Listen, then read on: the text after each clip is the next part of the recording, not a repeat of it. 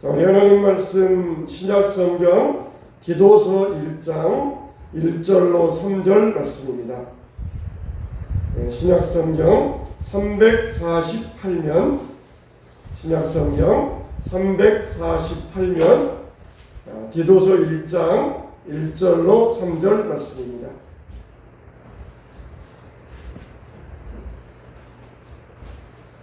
자, 우리 찾으신 줄 알고 한 절씩 교독하겠습니다. 하나님의 종이요 예수 그리스도의 사도인 나 바울이 사도된 것은 하나님의 택하신 자들의 믿음과 경건함에 속한 진리의 지식과 영생의 소망을 위하여 이 영생은 거짓이 없으신 하나님이 영원전부터 약속하신 것인데 다 같이 자기 때에 자기의 말씀을 전도로 나타내셨으니 이 전도는 우리 구주 하나님이 명하신 대로 내게 맡기신 것이라. 아멘. 오늘부터 우리가 디도서 말씀을 같이 나누고자 합니다. 이 디도는 바울의 제자입니다. 바울이 우리가 아는 것처럼 여러 제자를 두었잖아요. 실라를 두었고 또 디모데를 두었고 가이오를 두었고 여러 제자를 두었는데 그 중에 한 사람이 디도입니다. 이름이 티투스라고 해요. 티투스. 굉장히 이름이 발음이 강한 것처럼 이 디도의 성격도 굉장히 강했다고 해요. 근데 이 디도서도 디도의 목회를 위하여서 선배 목회자인 바울이 디도에게 써준 목회 서신인데 이 디도서에 보면은 이 두 가지를 디도에게 부탁하고 있습니다. 한 가지는 뭐냐? 교회에서 지도자를 잘 세워야 된다는 것이에요. 교회에서 지도자를 잘 세워야 된다. 지도자를 세울 때 아무나 세우지 말고 신중하게 기도하고 고려해서 안수해야 된다. 이렇게 말씀하고 있어요. 교회에서 항상 지도자를 세우는 것이 얼마나 중요합니까? 이 지도자 한 사람이 교회를 좌우할 수 있어요. 교회가 살고 죽을 수가 있습니다. 그래서 교회에서 지도자를 잘 세워야 된다. 너는 각성에 다니면서 장로를 세워라 그랬어요. 그 당시에는 신학교가 없으니까 평신도들 가운데서 학식이 높고 또 지혜롭고 잘 깨닫는 사람, 이런 사람을 세워가지고 장로로 교회 목회자로 삼았어요. 그래서 디도야, 네가 다니면서 각성에 교회가 있지 않느냐? 그러면 그 교인들 가운데서 잘 살펴가지고 잘 가르칠 수 있는 사람, 이런 사람을 교회의 장로, 지도자로 세워서 모든 교회들마다 장로, 지도자가 있게 하라. 그런데 이 지도자를 함부로 세우지 말고 신중하게 세워야 된다. 이렇게 말씀하고 있어요. 두 번째로는 올바른 말씀을 잘 가르쳐라. 이걸 부탁하고 있습니다. 올바르게 하나님 말씀을 잘 가르쳐야 된다는 것이에요. 하나님 말씀을 우리들이 잘 배우시기를 주님의 이름으로 축원합니다. 그래서 목회자에게는 하나님 말씀을 잘 가르쳐야 된다. 하나님 말씀을 따복따복 잘 먹을 수 있도록 잘 가르쳐야 된다. 그냥 좋다고 그냥 이렇게 그냥 음식 큰 것을 한꺼번에 먹어라. 그러면은 체하잖아요. 잘 잘라가지고 쪼개가지고 조금씩 먹여줘야 소화도 잘 되고 체하지도 않잖아요. 그런 것처럼 하나님 말씀을 올바르게 잘 가르쳐라 그랬어요. 그래서 성도들이 세상에서 어떻게 살 것이냐? 1장에서는 성도들이 교회에서 어떻게 살아야 될 것이냐? 2장에서는 성도들이 가정에서 어떻게 살아야 될 것이냐? 3장에서는 성도들이 세상에서 어떻게 살아야 될 것이냐? 디도서는 짧은 3장밖에 안 돼요. 성도들이 교회에서 또 가정에서 세상에서 어떻게 살아야 될 것이냐? 이걸 말씀해 주고 있습니다. 그런데 이 디도서는 사도 바울이 디도 개인에게 보내는 편지잖아요. 그런데 실상은 모든 교인들에게 보내는 그런 편지입니다. 디도에게 개인적인 이름을 들어가지고 보내면서 사실은 이걸 모든 성도들에게 들려주어서 이 말씀을 가르쳐야 돼요. 그러니까 이 말씀이 참 디도에게만 이 말씀을 주는 것이 아니라 모든 성도에게 이 말씀을 주고 있는 것이에요. 그게 어디에 보여지냐면은 1장 1절로 나와 있는 문안인사에 나와 있습니다. 문안인사에 뭐라 그랬어요? 1절에 하나님의 종이요 예수 그리스도의 사도인 나 바울이 사도된 것은 하나님이 택하신 자들의 믿음과 경건함에 속한 진리의 지식과, 여기 보면은 굉장히 다른 서신에 비해서 이 디도서에 나오는 첫째 문안인사가 굉장히 진중합니다. 굉장히 무겁습니다. 다른 성경에 보면은 대개는 예수 그리스도의 평안이 너희에게 있을지어다 그러면서 그렇게 하는데, 여기 보면은 예수 그리스도의 사도인 나 바울이 사도된 것은 이게 굉장히 무언가를 암시하고 있거든요. 여기에서 뭘 암시하고 있느냐? 지금 디도에게 이 편지를 보내면서 디도만 들어라 그렇게 하지 아니하고 모든 성도들은 다 들어라, 그걸 지금 염두에 두고 있어요.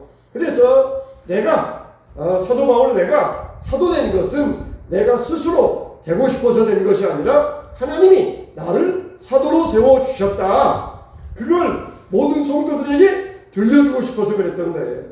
지금 이 디도는 어디에서 목회하고 있었냐면은 그레데, 요즘 말하면은 크레타라고 하는 섬인데 거기에서 목회하고 있었어요. 근데 이 그레데 사람들은 굉장히 마음이 강팍했어요. 그리고 거기에는 유대인들이 많이 있었어요.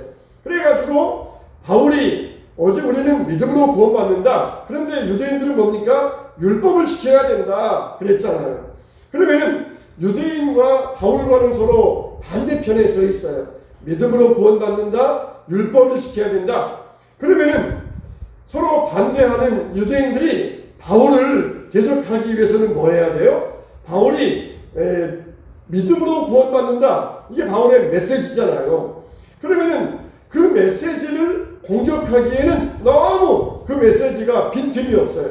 논리적이고 체계적이고 이론적이고 굉장히 그 메시지가 아주 체계적으로 빈틈이 없습니다.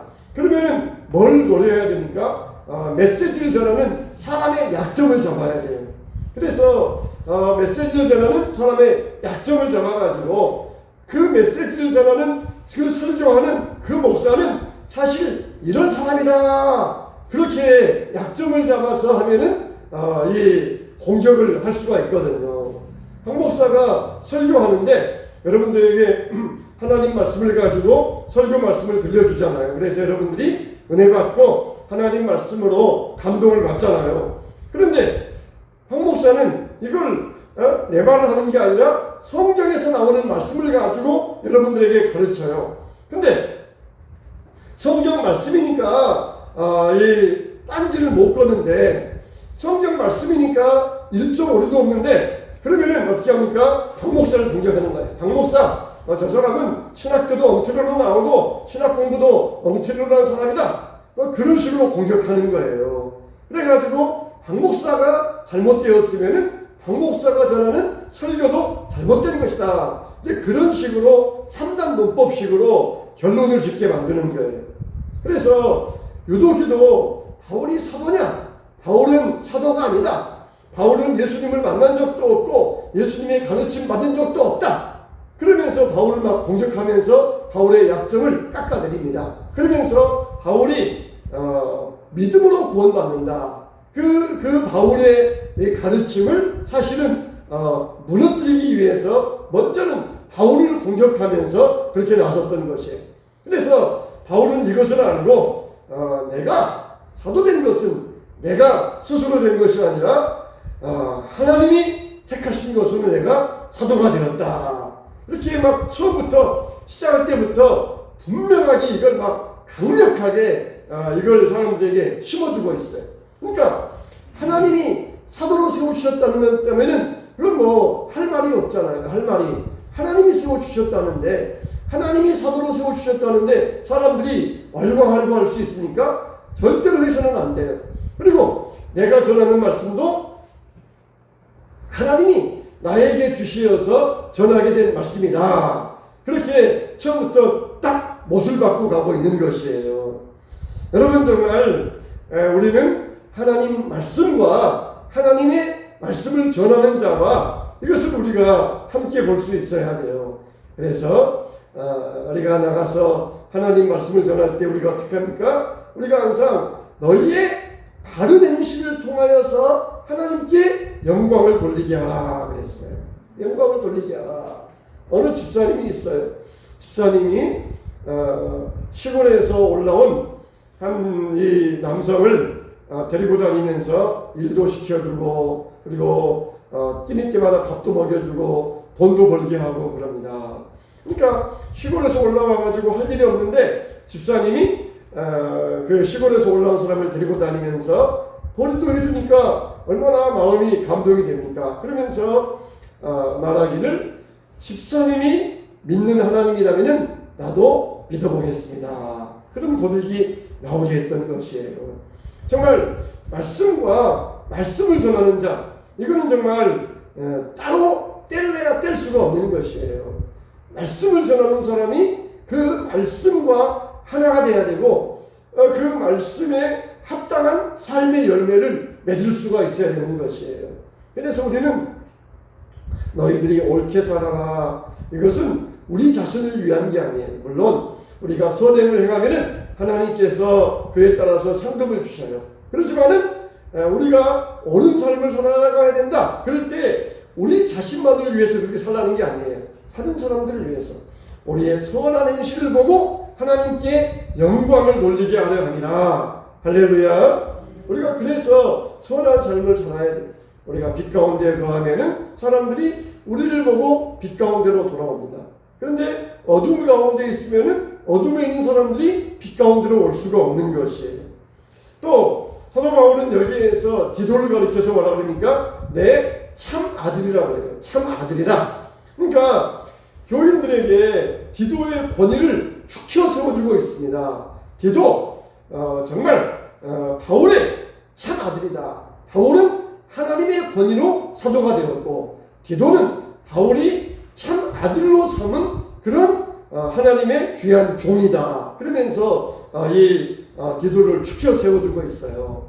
자, 여러분들도 우리가 서로 칭찬하고 서로 대접할 수 있어야 돼요. 서로 물고 먹으면은 둘 다 멸망할까 두려우니라 그랬잖아요.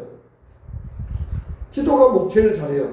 그러니까 바울이 시기가 나요. 저게 나한테서 배웠는데 저게 나보다 더 잘해. 저거 별거 아니야. 나한테서 배운 사람이야. 그러면서 깎아내리면은 그러면은 자기도 깎아내려집니다.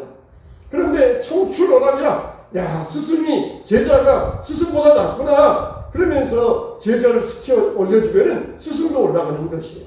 우리가 서로 성도는 교인을 서로 사랑하고 또 목사는 성도를 사랑하고 축혀주고 또 성도님들은 목사를 서로 칭찬하고 존경하고 그런 관계가 될 때에 서로가 높아지고 서로가 존경하게 되는 것이에요.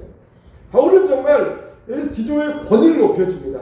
교인들 앞에서 디도를 굉장히 높여주면서 봐라, 디도 너희들의 목회자 이렇게 보통 사람 아니야. 너희들 디도에서 배우는데 영광인 줄 알아야 된다. 그러면서 디도를 굉장히 높여주고 있어요. 서로 우리가 축혀 세워주고 높여줄 때에 그게 우리에게 축복이 된다는 것이에요. 이렇게 사도 바울은 자기를 소개하면서 두 가지로 소개하는데 첫째는 나는 하나님의 종이다. 그리고 나는 사명자다. 그걸 두 가지로 소개해요. 종이라는 게 뭡니까? 종이라고 하는 것은 노예잖아요. 노예들. 종, 하찮은 자들, 모든 사람을 섬겨야 될 하찮은 자들, 이게 종이잖아요.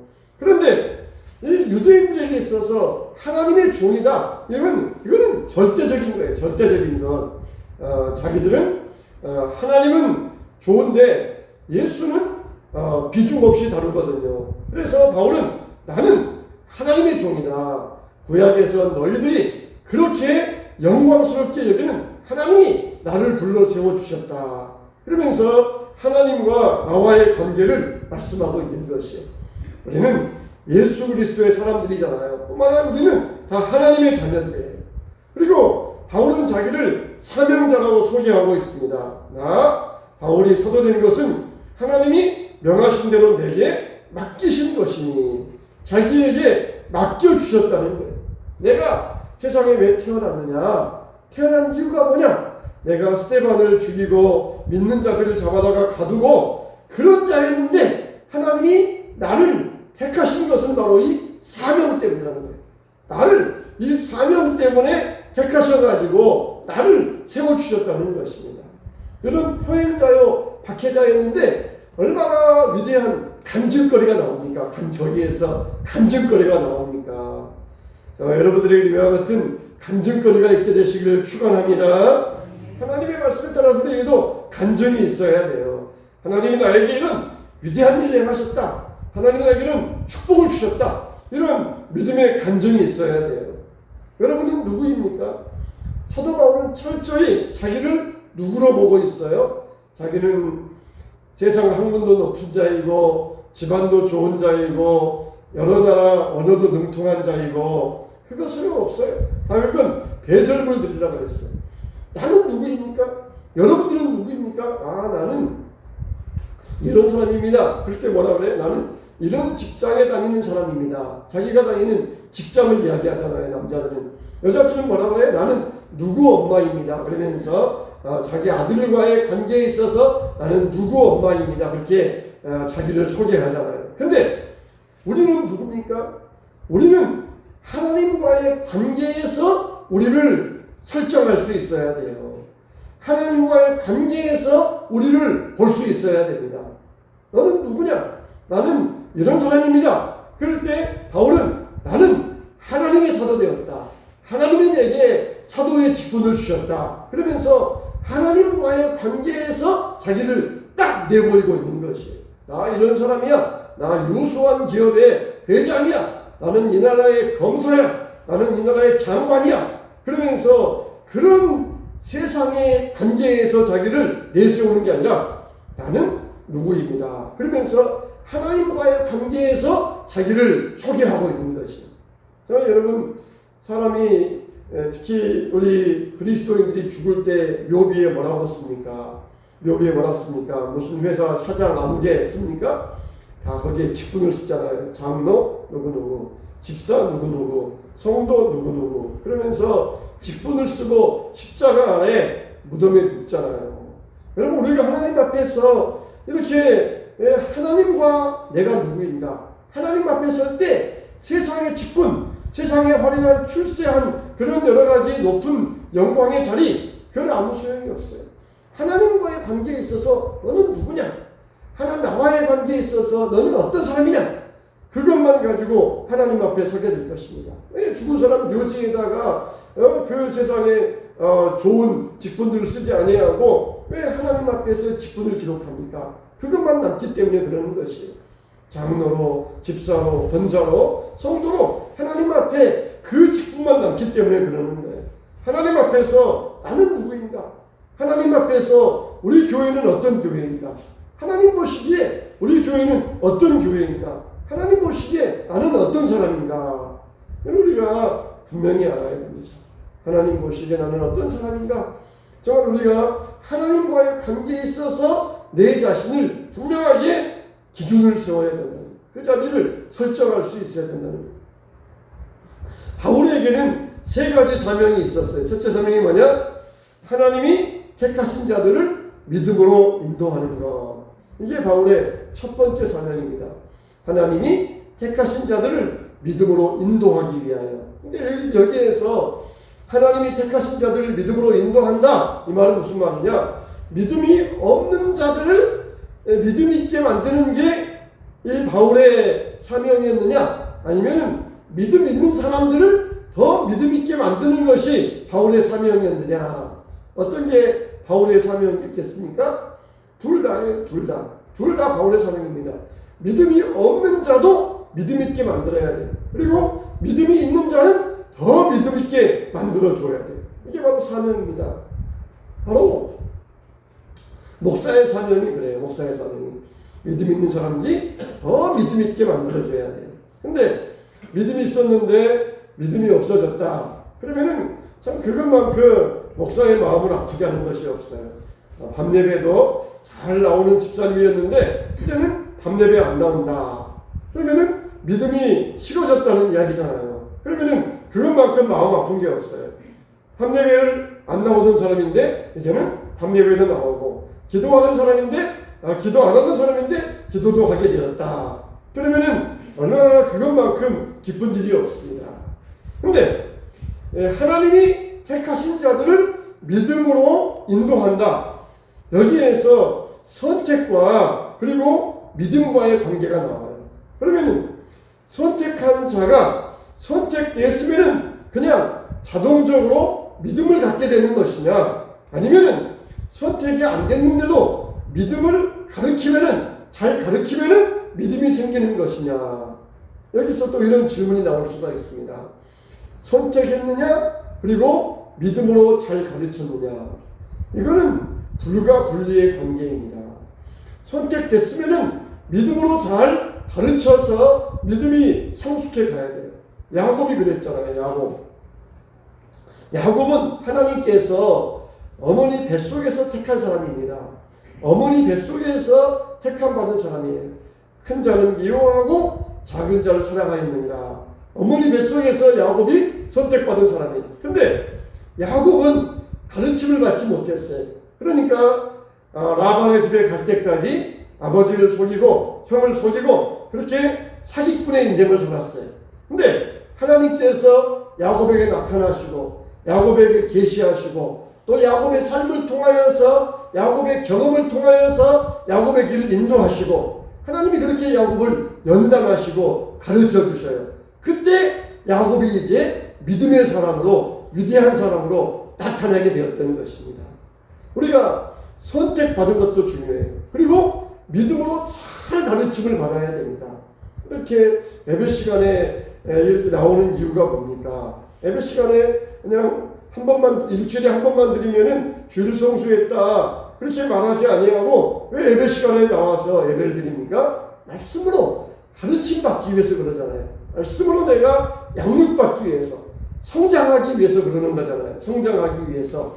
하나님이 우리를 선택했으면은 선택하신 분이 자동적으로 나에게 믿음의 지식도 주실 것이다. 이거는 잘못된 것이에요. 자동적으로 오는 게 없어요. 내가 노력을 해야 됩니다. 아니면은 어떻게 하셔요? 하나님이 그 사람에게 고난을 주셔요. 고난을 통하여 깨달으라는 거예요. 야곱이 깨닫지 못하니까 고난을 주셔가지고 야곱에게 깨닫게 하셔요. 딸 디나가 성폭행 당하게 하고 또 사람들이 쫓겨가게 하고 또 요셉이 애굽에 팔려가게 하고 이렇게 고난 당하면서 야곱을 깨우치게 하시고 선택된 사람으로서 믿음으로 세워주셨던 것이에요. 우리가 하나님 말씀을 믿음으로 잘 가르침 받아서 성숙해야 되겠습니까? 아니면은 막 고난 당해가지고 성숙해야 되겠습니까? 하나님이 우리에게 하나님 말씀을 가르칠 때 잘 가르침 받으면은 우리가 성장하게 돼 있어요. 근데 깨닫지 못하면은 어떻게 하셔요? 고난을 주셔요. 막 역경을 주셔요. 힘든 일을 주십니다. 그래서 깨닫게 하셔가지고 하나님 말씀으로 성장하게 만드시는 것이에요. 유대인들은 자기들이 선택되었다는 것에 대해서는 굉장히 강조했습니다. 우리는 아브라함의 자손이다. 우리는 하나님의 위대한 선민으로 선택받았다. 그렇게 자기들의 선택을 굉장히 강조했지만 그러나 예수님에 대해서는 일절 배우기를 거절했던 것입니다. 예수님이 가르치려고 오셨는데 예수님이 가르치셔도 귀를 막고 듣지도 아니하고 그 하는 말마다 꼬투리만 잡으려고 그러고 예수님에 대해서 일절 배우지 않았어요. 선택되었다. 그것만 가지고 있었지 예수님의 진리 되신 예수님 말씀을 일절 배우지 아니하고 귀만 막고 있었던 것입니다. 그러면 정말 말씀을 들을 때 판단자가 되어서는 안 됩니다. 판단자가 되어서는 안 돼요. 하나님 말씀을, 옳은 말씀을 받아들이고 우리가 순종할 수 있어야 됩니다. 할렐루야. 예, 우리의 사명, 바울의 사명이었고 바로 교회의 사명인 것이에요. 두 번째 바울의 사명은 뭐냐? 진리의 지식을 갖기 위하여서. 이게 바울의 사명이 성도들에게 진리를 심어주기 위하여 진리의 지식을 성도들에게 가르치기 위하여 자기가 선택받았다는 것이에요. 여러분 진리가 뭡니까? 진리가 뭐예요? 진리가 뭡니까? 1 더하기 1이 2다. 이게 진리입니까? 진리가 뭡니까? 진리는 우리가 구원받을 수 있는 하나님의 계시를 진리라고 해요. 사람을 구원시키는 하나님의 말씀, 하나님의 계시의 말씀, 이걸 진리라고 해요. 그러니까 진리가 뭐예요? 예수님이 진리예요. 우리를 구원하시는 그 길, 이게 예수님이기 때문에 진리가 예수님이에요. 과학의 학문적인 진리, 사회의 학문적인 진리, 그거는 사회의 이론이며 사회의 학문일 뿐이에요. 진리는 아니에요. 진리는 아니에요. 만일 세월이 1000년이 지나갔다 그러면은 과학의 이론도 다 무너지고 사회의 이론도 다 무너질 거예요. 진리가 아니에요. 그러나 진리, 사람을 구원시키는 하나님의 계시, 이거는 1000년이 지나고 10,000년이 지난다 할지라도 오직 예수 그리스도뿐입니다. 할렐루야. 우리가 진리가 뭐냐? 그럴 때 수학 1 더하기 1이 2다. 이게 진리다. 그렇게 여러분들 대답하시면 곤란해요. 진리가 뭐냐? 사람을 구원시키는 하나님의 말씀, 하나님의 계시의 말씀이 진리라는 거예요. 그러니까 우리가 구원받기 위해서 알아야 될 그 진리의 말씀, 그게 계시의 말씀, 그게 진리라는 거예요. 그래서 예수님께서 내가 곧 길이요 진리요 생명이다 그렇게 말씀해 주셨어요. 그리고 빌라도가 진리가 뭐냐 물어볼 때에 그렇게 빌라도는 예수님의 대답도 듣지 않았지만 진리 대신 예수님을 자기 앞에 두고도 빌라도는 그걸 깨닫지 못했어요. 자기가 구원받아야 될 그 방법이 어디 있느냐 그랬을 때 예수님을 통해야 된다. 그걸 깨닫지를 못했어요. 이걸 깨닫지 못하면은 세상에 아무리 학문이 높다 할지라도 다 어리석은 자입니다. 진리가 뭐냐? 우리를 구원시키는 하나님의 계시의 말씀이라는 거예요. 우리가 구원받지 못하면은 아무리 수많은 박사학위 10개, 20개 있어도 무슨 소용이 있겠습니까? 진리를 알지니 진리가 너희를 자유케 하리라. 세상의 진리가 뭐냐? 세상에서 여기저기 떠돌아다니면서 진리가 뭐냐? 그러니까 사람에게 자유가 없어요. 근데 진리를 알지니 너희가 구원받을 수 있는 하나님의 계시의 말씀을 알지니 너희가 자유함을 얻는다는 거예요. 자유함을. 이 진리의 말씀, 계시의 하나님 말씀을 모르면은 죽으면 어떻게 하나? 죽으면 지옥 갈 텐데 사람이 죽으면은 어떻게 하나? 자유가 없어요. 이게 억압되어 있어가지고 묶여 있습니다. 그러나 진리를 알지니 진리가 너희를 자유케 하리라. 진리가 너희를 자유케 하리라. 연세대학을 나오신 분이 그러더라고요. 연세대학에 가면은 연세대학의 그 교훈이 그거잖아요. 진리가 너희를 자유케 하리라. 그게 연세대학의 교훈이잖아요. 그러면은 진리를 가르쳐 줘야 되잖아요. 학교에서 진리를 알지니 진리가 너희를 자유케 하리라. 그랬으면은 진리가 뭐다 가르쳐 줘야 되잖아요. 근데 아무리 배워도 진리가 뭐다 가르쳐 주지를 않더래요. 얼마나 답답을 노리십니까? 진리가 너희를 자유케 하리라. 그냥 공부 많이 하면은 자유케 된다. 막연하게 그냥 그런 뜻으로만 알고 있지. 모르면 무식하면은 사람들에게 이용당하고 사람들에게 억압당한다. 많이 알아야 너희들이 높아지고 자유 얻는다. 그냥 그런 뜻으로만 알고 있지. 진리가 뭐냐? 그걸 모르고 있어요. 진리. 우리를 구원시키는 하나님의 계시의 말씀이라는 거예요. 아무리 우리가 학문이 많이 있어도 구원 못 받으면은 자유가 없어요. 구원 못 받으면은 소용이 없습니다. 그러니까 이단들에게는 진리가 없어요. 이들에게는 열매를 보면 알 수가 있습니다. 또 반대로 이 진리를 고수하려다가 에베소 교회 같은 경우에는 첫사랑을 잃어버렸어요. 딱딱한 교리에 얽매여 있다가 첫사랑을 잃어버렸습니다. 여러분들은 이 진리의 지식을 절대로 놓치지 않게 되시기를 축원합니다. 절대로 이 진리가 뭐냐? 글쎄요, 진리가 뭘까요? 하나님 말씀이 진리겠죠? 그렇게 하지 마세요. 진리가 뭐냐? 사람이 구원받는 하나님의 계시의 말씀, 이게 진리다. 바로 예수님이 진리다. 세상에 아무리 많은 것을 알아도 구원받지 못하면 말짱 꽝이다. 말짱 헛거다. 그러나 예수님을 알고 구원받으면 그 사람은 세상의 모든 것을 얻는 복된 사람입니다. 저와 여러분들은 진리를 가졌습니다. 할렐루야. 진리가 뭐냐 할 때 아직도 교회 다니면서 진리 찾고 있어요. 그러면 곤란합니다. 진리가 뭐냐? 바로 예수 그리스도다. 사람을 구원시키는 하나님의 계시의 말씀이다. 세 번째, 바울의 사명은 뭐예요? 영생의 소망을 얻게 하기 위함이라 그랬어요. 그래서 사람에게는 이 소망이 필요한데 영생의 소망을 얻게 하기 위하여서 내가 너희들을 가르치고 나에게 사명을 얻었다는 것이에요. 우리 그리스도인들은 신자들은 경건하게 살고자 하는 자는 핍박을 받으려고 그랬잖아요. 좀 손해봐도 어려움을 겪어도 우리는 막 그까짓것 아무것도 아니야 그렇게 생각하잖아요. 우리가 사람들에게 억울한 일을 당해도 그까짓것 뭐 별거 아니야 그렇게 우리가 여기지 않습니까? 왜 그래요? 우리에게는 소망이 있으니까. 영생의 소망이 있으니까.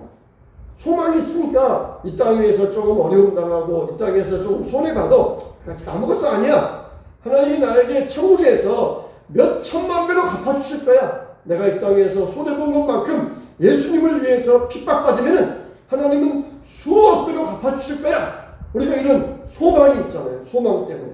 영생의 소망 때문에 핍박이 있고 손해당하고 심지어 순교를 당한다 할지라도 그거 아무것도 아니야. 별거 아니야. 아무것도 아니야. 그러면서 그렇게 여길 수 있는 것은 소망 때문에 그러는 거예요. 소망 때문에. 정말 공산주의자들에게 엄마와 어린 아들, 이제 7살 된 어린 아이들이 순교를 당합니다. 얼마나 지독한 자들입니까? 공산주의자들이 구덩이를 파놓고 그리고 거기다 산채로 사람을 집어넣고 묻어버려요. 그러니까 7살짜리 아들이 엄마의 품에 안겨가지고 그냥 두려워서 떨기 시작합니다. 막 점점 흙이 파묻혀 오니까 막 숨이 막힐 거 아니에요. 그러니까 엄마가 이 아들을 안고 애야 조금만 참아 조금만 참아 우리는 정말 이제는 영원한 천국에서 묵게 될 거야. 하나님을 만나게 될 거야. 이 아이에게 소망을 주는 그 엄마의 믿음 그게 어디에서 나와요? 영생이 있기 때문에 이런 소망에서 영생의 소망에서 그런 믿음이 나오는 줄로 믿습니다. 아니요 정말 우리에게 이런 소망이 없으면 뭐라 그랬어요? 사도 바울이 말한 것처럼 내일 죽을 것이니 오늘 먹고 마시자. 내일 죽으면 끝이니까 영생의 소망이 없으니까 내일 죽을 것인데 그냥 오늘 먹고 마시자. 그게 사람들의 모습이라는 것이. 영생이 없다. 그러면 뭐라 그랬어요? 우리들처럼 불쌍한 자가 없다는 것이에요. 우리들처럼 영생이 없다. 그러면 부활이 없다. 우리들처럼 불쌍한 자가 없다는 거예요. 그냥 영생이 없으면 아무것도 없는데 그걸 붙들고 우리가 평생을 매달려 왔다는 이야기거든요. 아무것도 없는 걸 가지고 평생을 붙들려 매달려 온 것이 바로 우리 신세라는 이야기거든요. 영생이 없고 부활이 없다. 그러면은 우리는 진짜 세상에서 불쌍한 사람이에요. 아무것도 없는데 그걸 그냥 우리가 평생 동안 거기에 매달려 살아왔다면 얼마나 정말 얼마나 참 가련한 신세입니까? 부활이 없으면 너희들은 정말 아주 불행한 존재들이야. 그러나 우리에게는 영생의 소망 때문에 바울은 이 소망을 위하여서 목숨 바쳐 사역도 감당할 수 있었던 것입니다. 여러분 우리에게 이 영생의 소망이 분명하게 세워져 있어야 됩니다. 이 소망이 약하니까 그냥 적당하게 예배드리고 적당하게 기도하고 적당하게 봉사하고 사람 눈에 보이려고 이렇게 일하고 적당하게 하잖아요. 영생의 소망이 없으니까 그냥 적당하게 하다가 기도도 적당하게 하고 예배도 그냥 적당하게 드리고 영생의 소망이 약하니까 이렇게 신앙생활을 적당하게 하다가 끝내려고 해요. 적당하게 하다가. 근데 이 영생의 소망을 얻게 하기 위하여 내가 사명을 받았노라고 했어요. 여러분 우리는 오늘 이 시간 정말 이 영생의 소망을 굳게 붙잡으시기 바랍니다. 영생의 소망을 굳게 붙잡으시기 바랍니다. 그래서 나는 세상에서 가장 복된 사람이다. 세상에서 나는 가장 귀하고 행복한 사람이다. 왜냐? 나에게는 영생이 있으니까. 이 영생의 소망을 굳게 잡으시기 바랍니다. 바울에게는 3가지 사명이 있다고 그랬어요. 그래서 택하신 자들을 믿음으로 인도하기 위하여, 진리의 지식을 심어주기 위하여, 그리고 영생의 소망을 갖게 하기 위하여. 이 사명을 가지고 일했던 것처럼 우리들도 이런 사명을 가지고 하나님의 일을 잘 감당해야 될 줄로 믿습니다. 오늘 디도서 말씀을 통하여서 우리 성도의 사명, 교회의 사명에 대해서 말씀을 나눴습니다. 다음 시간에는 좀 더 영생에 대하여서 깊이 말씀을 나누도록 하겠습니다.